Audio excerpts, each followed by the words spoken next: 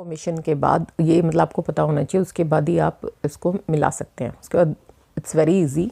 आप अपने इसमें 127 पेज पे चले जाइए पंचांग में। हम विश्व विजय पंचांग जनरली यूज़ करते हैं।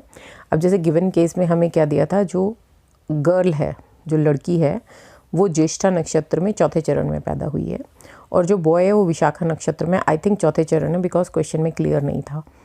ठीक है, तो हम चौथा ही मान रहे दोनों का। तो इसमें आप देखोगे कि चौथा चरण, विशाखा का चौथा चरण और इसका ज्येष्ठा का चौथा चरण, ये दोनों सेम एक वृश्चिक राशि में आ रहे हैं। वृश्चिक राशि में आने से क्या हो रहा है, उनका स्वामी मंगल है, दोनों का सेम है, विप्र वर्ण हो गया दोनों का, और कीटक उसके हो गए ये। तो आपको ये सब पता करने के लिए आप सीधा यहाँ पे देख सकते हो कि राशि कौन सी है उनकी, उनका राशि अधिपति कौन है, वर्ण क्या है और वश्य क्या है। अब दोनों अगर कीटक हैं तो एक दूसरे के वश्य में होंगे, कॉम्बिनेशन। विप्र दोनों ब्राह्मण हो गए, दोनों मंगल में, दोनों स्वामी से मतलब सेम है, तो ऑब्वियसली मैत्री हो गई। वृश्चिक एक दूसरे से मतलब वो नहीं है कि डिस्टेंस कितना है, 2-12 नहीं है, 6-8 नहीं है। ठीक है, फिर उसके बाद नेक्स्ट जो हम इसमें देखेंगे, इसमें हम देखते हैं कि जब हमारे पास ज्येष्ठा नक्षत्र का चौथा चरण है तो हमारे पास ये आद्या नाड़ी आती है, योनि हमारी मृग योनि आ रही है, और इसका गण क्या हो रहा है, राक्षस आ रहा है। ठीक है, लेकिन सेम अगर हम विशाखा नक्षत्र में जो चौथे चरण में जो बॉय पैदा हुआ है, अगर हम उसकी बात करें, उसकी नाड़ी है अंत्या नाड़ी, व्याघ्र योनि है और राक्षस गण है। ठीक है, अब हमें उन जो हमारे पॉइंट्स हैं 8 पॉइंट, उसमें हम लगाएंगे। सबसे पहले उसमें हमारे पास आ जाता है वर्ण मिलान, कि किसका कौन सा वर्ण है।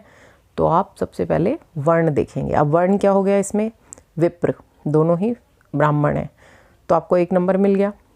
सेकंड नंबर पे आ जाता है वश्य। वश्य में आपका क्या होता है कि आपको देखना है कि दोनों से आपस में कितना पटता है, तो कीटक है दोनों, तो आपस में अच्छा ही बनेगा इनका। ठीक है, नेक्स्ट आ जाता है आपका तारा मिलान। तारा में क्या है, अब हम काउंट करेंगे जो ज्येष्ठा नक्षत्र है वो विशाखा से कितना दूर है। ठीक है, तो 1 2 3 ये 3 है, जो अब तारे में हमें पता है 3 5 7 नहीं होना चाहिए। तो बॉय की तरफ से 3rd पोजीशन आ रही है गर्ल के नक्षत्र की, वो सही नहीं है, मतलब तो बॉय की तरफ से जो 1.5 मार्क्स मिलना था वो नहीं मिलेगा। लेकिन जब हम गर्ल की तरफ से करते हैं तो 3 5 7 का कॉम्बिनेशन नहीं आता है, तो इसीलिए वहाँ पर हमें 1.5 मार्क्स मिल रहा है। नेक्स्ट आ जाता है योनि मिलान। अब इनकी योनि कौन सी है, अब इसमें क्या है, इस एक सेकेंड, हाँ योनि, ये मृग योनि है, ये व्याघ्र योनि है। लड़के की व्याघ्र योनि है, लड़की की मृग योनि है। तो हम इसमें योनि वाला जो चार्ट है उसमें हम देखेंगे कि आपस में इनकी मैत्री है।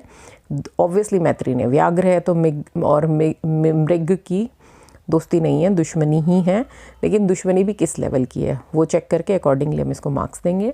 देन हमारे पास आता है ग्रह मिलान। ग्रह सेम है दोनों का, मंगल स्वामी जो है, तो इसीलिए इसको पूरे मार्क्स मिलेंगे उसमें। फिर गण मिलान, गण कौन सा है, इनका राक्षस है, इनका भी राक्षस है, तो गण मिलान में भी मार्क्स मिल गए। भकूट मिलान, अब भकूट देखेंगे। भकूट मिलान में क्या होता है, हम क्या देखते हैं भकूट मिलान में, भकूट मिलान में हम देखते हैं कि इनकी जो राशि है वो एक दूसरे से, उनकी पोजीशन क्या है। अब इसमें क्या है, इसमें जो बॉय की राशि है वो है मिथुन, और लड़की की राशि जो है वो कर्क है, तो ये इससे 2nd पोजीशन पे है। लड़के की राशि, लड़की की राशि लड़के की राशि से 2nd उस पे है, और लड़के की राशि लड़की से उसमें 12 पे है। 1 2 3 4 5 6 7 8 9 10 11 एंड 12। ठीक है, तो हमारा 2-12 का कॉम्बिनेशन है, तो उसमें ये दोष है। ठीक है, उसमें मार्क्स हमें भकूट मिलान नहीं हो रहा है इनका। फिर आ जाता है नाड़ी मिलान लास्ट। अब दोनों की नाड़ी इसमें देखिए डिफरेंट है। ये नाड़ी इज़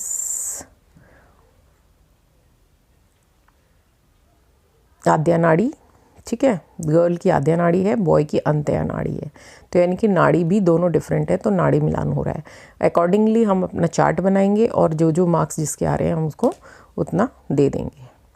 अगर इसके अलावा भी अगर आपको हेल्प चाहिए तो आप पंचांग में पेज नंबर 134 पे आ जाएंगे। इसमें आपको सभी कुछ दिया हुआ है, वर्ण, वश्य, तारा, योनि, राशि, मैत्री, गण, भकूट और नाड़ी। ये आप टोटल जो अष्टकूट है वो ये देखेंगे।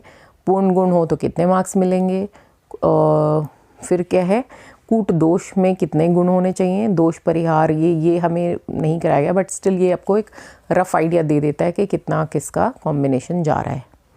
ठीक है, ये इसके कॉन्टिन्यूशन में जो पेज है 135 पे, इसमें आपको जैसे इसके नीचे से परिहार शुरू हो जाता है, तो किसका परिहार क्या है, तो आप इसको यूज़ करके भी अपने क्वेश्चन को अटैम्प्ट कर सकते हैं। तो बेसिकली आपको वर्ण आपको क्लियर हो जाएगा, क्या है आपको पता चलना चाहिए, मार्क्स 1 देना है नहीं देना है। फिर वश्य है, कौन किसके वश्य में है। तारा, ये आपके नक्षत्र की पोजीशन है, 3, 5, 7 नहीं होनी चाहिए। योनि है, आपका योनि में देखना चाहिए मैत्री है, दुश्मनी है, शत्रुता है, तो कितनी शत्रुता है। ठीक है, राशिश मैत्री नैसर्गिक मैत्री के अकॉर्डिंग है। देन गण आपका राक्षस है, मनुष्य या फिर देवता गण है, उसके अकॉर्डिंग हो जाएगा। भकूट मिलान में हम देखेंगे कि जो उनकी राशि है वो एक दूसरे से उसकी पोजीशन क्या है, 2, 12 नहीं होनी चाहिए, 6, 8 नहीं होनी चाहिए और 5, 9 नहीं होनी चाहिए। मतलब 5, 9 जनरली देखने में लगता है कि नहीं 5, 9 तो अच्छी होगी, बट 5, 9 इसलिए नहीं होनी चाहिए क्योंकि उसमें क्या होता है, संतान प्राप्ति में दिक्कत आती है। फिर हम लास्ट में देखते हैं नाड़ी मिलान इसलिए करना पड़ता है कि जो बच्चे जो होंगे, संतान जो होंगी, उनमें कोई आनुवांशिक प्रॉब्लम नहीं आनी चाहिए। तो उसमें अगर के नाड़ी सेम होती है तो आनुवांशिक प्रॉब्लम आने के चांसेस ज़्यादा हो जाते हैं, तो इसलिए इसको अवॉइड करने की सलाह दी जाती है। तो ये अष्टकूट मिलान का एक थोड़ा रफ है कि एग्ज़ाम में अगर आपको ये क्वेश्चन आता है तो आप इसको थोड़ा सा हैंडल कर सकते हैं अकॉर्डिंगली, और पास आई थिंक हो ही जाते हैं इसमें, मतलब पासिंग मार्क्स में लिए जाते हैं।